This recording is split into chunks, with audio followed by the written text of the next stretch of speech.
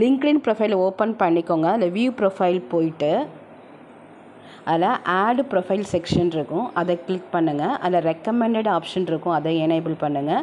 Add licence and certifications இருக்கும், அதில் போயிட்டு உங்கள் சர்டிஃபிகேட்டில் என்ன ஹெட்டிங் போட்டிருக்கோ அந்த ஹெட்டிங்கை ஜஸ்ட்டு காப்பி பண்ணி பேஸ்ட் பண்ணுங்கள். ஸோ அதுலேயே எந்த மந்த்து இயர்ன்றதையும் நோட் பண்ணிக்கோங்க. ஸோ பேஸ்ட் பண்ணிவிட்டு ஸோ இதில் உங்களோட சர்டிஃபிகேட் மேலேயே ஆர்கனைசேஷன் கொடுத்துருக்கோம். மைக்ரோசாஃப்ட்னா மைக்ரோசாஃப்ட்டு, லிங்க்டின்னா லிங்க்டின். நீங்கள் என்ன சர்டிஃபிகேட் அப்லோட் பண்ண போகிறீங்களோ சர்டிஃபிகேட் மேலேயே ஆர்கனைசேஷன் கொடுத்துருப்பாங்க, அதை செலக்ட் பண்ணுங்கள். பண்ணிவிட்டு ஜஸ்ட் ஆட் மீடியா, மற்ற எந்த ஃபீல்டும் ஃபில் பண்ணுன்ற நெசசிட்டி கிடையாது.